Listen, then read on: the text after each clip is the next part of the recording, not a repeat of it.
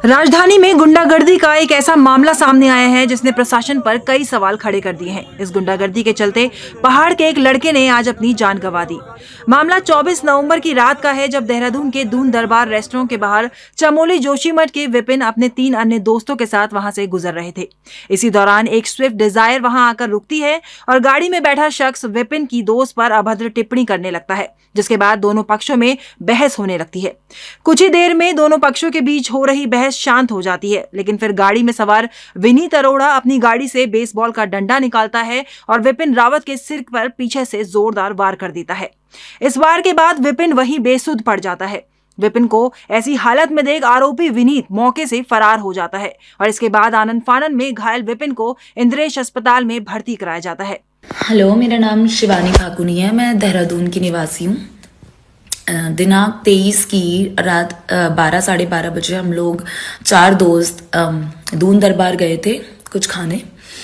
उसके बाद जब हम बाहर आए तो एक ब्लू शिफ्ट में, जिसका नंबर UK 07DD 5800 है, उसमें 4 लोग सवार थे, जिसमें 2 युवक और 2 युवतियां थी।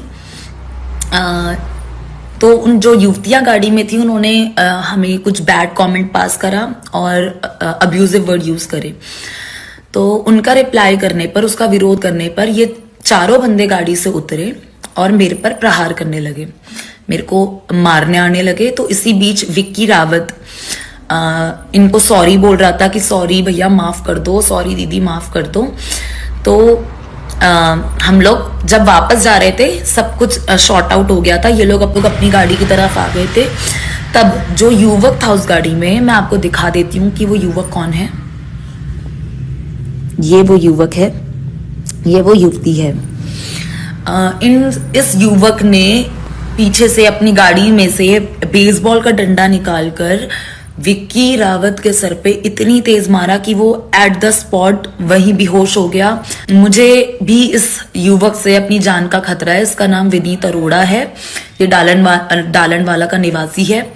मुझे भी, मैं सिर्फ इतनी मेरी दरखास्त है कि अगर कल की डेट में मुझे भी कुछ अगर होता है, ये मेरे पे भी प्रहार करवा सकते हैं, मुझे भी हानि पहुंचाने की कोशिश कर सकते हैं। तो कल के दिन अगर कुछ भी होता है तो ये युवक जिम्मेदार होगा उसका।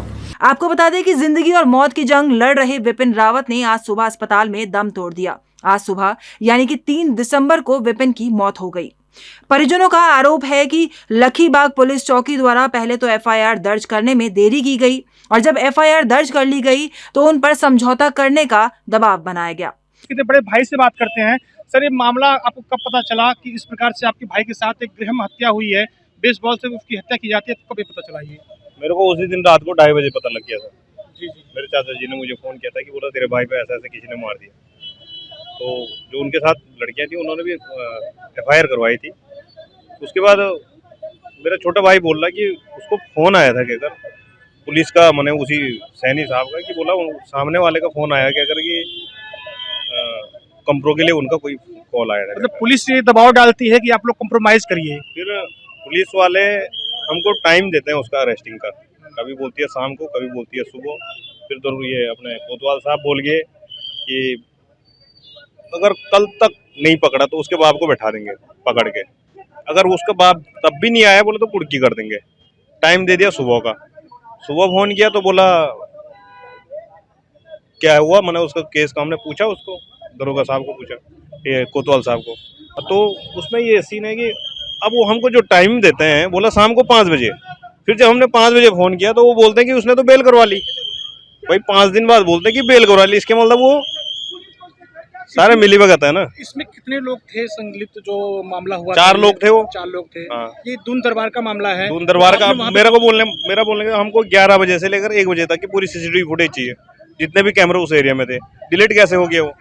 तो अभी आपकी मांग क्या है? क्योंकि यहाँ पे SP सिटी भी आई थी, हमारा मांग वही है कि उसको कोतवाल को, ये चौकी प्रभारी को सस्पेंड करो या डिसमिस जो भी करते हैं, और उसके घर की कुर्की करो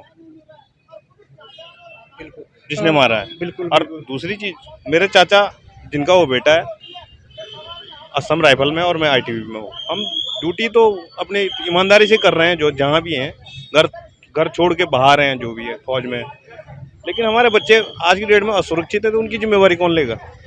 अगर हम ऐसे ही बार बार घर की तरफ भागते रहें या जो भी मने, हमारा ध्यान यही है कि हमारे बच्चों को कुछ हो तो नहीं गया, किसी ने मार तो नहीं दिया, हम कहाँ से ड्यूटी करेंगे? वहीं इस मामले में बद्रीनाथ विधायक ने भी प्रदेश की कानून व्यवस्था पर कई सवाल खड़े किए हैं। उनका कहना है कि प्रदेश में कानून व्यवस्था खत्म हो चुकी है। बिपिन रावत होटल में खाना खाने गया था, कुछ अपराधियों ने आकर के, कुछ गुंडों ने आकर के मारपीट कर दी, उसका सर फोड़ दिया और उसको कोमा की हालत में हम लोग हॉस्पिटल पहुंचाए हैं। 10 दिनों तक वो हॉस्पिटल में रहा और आज सुबह उसकी 3 बजे मृत्यु हो गई है। मैं कहता हूं अगर पुलिस ने कार्रवाई सही की होती, धाराएं सही लगाई होती, 307 लगाया होता तो उसकी कोर्ट से कहां से जमानत होती। और 4 दिनों तक वो खुलेआम घूमता रहा कोर्ट में अपने बेल लेने के लिए, तो पुलिस ने उसको अरेस्ट क्यों नहीं किया, उसके साथियों को अरेस्ट क्यों नहीं किया, उसकी गाड़ी अरेस्ट क्यों नहीं की। मेरा कहने का मतलब यह है उसके जो अन्य साथी थी वो खुलेआम घूम रहे हैं। यहाँ पुलिस का संरक्षण है, पुलिस के संरक्षण के कारण जो है वो लोग खुलेआम घूम रहे हैं। सर आपको कहीं लगता नहीं कि इसमें कहीं ना कहीं जो पुलिस की भूमिका है कहीं ना कहीं संदिग्ध नजर आती है? पुलिस की थोड़ी नहीं, पूरी भूमिका ही संदिग्ध है। अगर पुलिस की भूमिका सही रहती तो मैं समझता हूँ कि वो अपराधियों आज तक जेल के पीछे होते। उन्होंने जो है 323 में हल्की धारा लगा दी और हल्की धारा लगा दी, उसकी जो है कोर्ट से जमानत हो गई, जमानत होनी थी। और अब कह रहे कि हम अरेस्ट कर रहे हैं, हम ये कर भाई तुम अब अरेस्ट कर रहे, पहले क्यों नहीं अरेस्ट किया तुमने? 10 दिनों से हमारा आदमी हॉस्पिटल में पड़ा हुआ था, बेहोशी की हालत में पड़ा हुआ था। आज तक क्या कर रही थी पुलिस? क्या मौन बैठी हुई थी? पुलिस का सीधे अपराधियों को संरक्षण है। सर आप यहाँ पे धरने में बैठे हैं, आपकी मांग क्या है कि बच्चे को न्याय मिल सके? एक तो चौकी इंचार्ज को तुरंत निलंबन किया जाए, उसका टर्मिनेशन किया जाए और जो अपराधी हैं सारे के सारे अपराधियों की अरेस्टिंग होनी चाहिए, उनके हथियार अरेस्ट होने चाहिए और जब तक वो अरेस्ट नहीं हो जाते तब तक हम पोस्टमार्टम नहीं होने देंगे। इसके बाद भाजपा के प्रदेश अध्यक्ष महेंद्र भट्ट का भी इस पर बयान सामने आया है, जिसमें उन्होंने बताया कि आरोपियों की गिरफ्तारी की जा चुकी है। ये बहुत ही दुखद घटना है क्योंकि मेरे क्षेत्र से हो रहा था, मेरा व्यक्तिगत संबंध भी उस परिवार से है और वास्तव में एक दुखद घटना और इस प्रकार के परिस्थितियाँ निर्माण होती हैं उसमें कानून अपनी दिशा में उसको गति से लगना चाहिए था। कुछ कमियाँ उस दिशा में देखी गई हैं और आज उसकी अरेस्टिंग हो गई है। उसे जो अग्रिम जमानत दी थी, जमानत को खारिज करने का हम लोग प्रयास कर रहे हैं, पर हो जाएगा। अरेस्टिंग उसकी हो चुकी है, कठोर सजा मिले इसलिए हम सबका प्रयास है। लेकिन सर जो परिवार वाले कहीं ना कहीं जो पुलिस चौकी के इंचार्ज उन पे लगा रहे हैं कि कहीं ना कहीं वो जो घटना हुई थी उसको लेके वो जो FIR किए थे बहुत ही अलग किए थे वो। नहीं, निश्चित रूप से जो परिवार संबंधी जो आरोपी आते हैं जो भी रिपोर्ट उनके द्वारा की गई उन सबको सजा मिले ऐसा हमारा प्रयास है।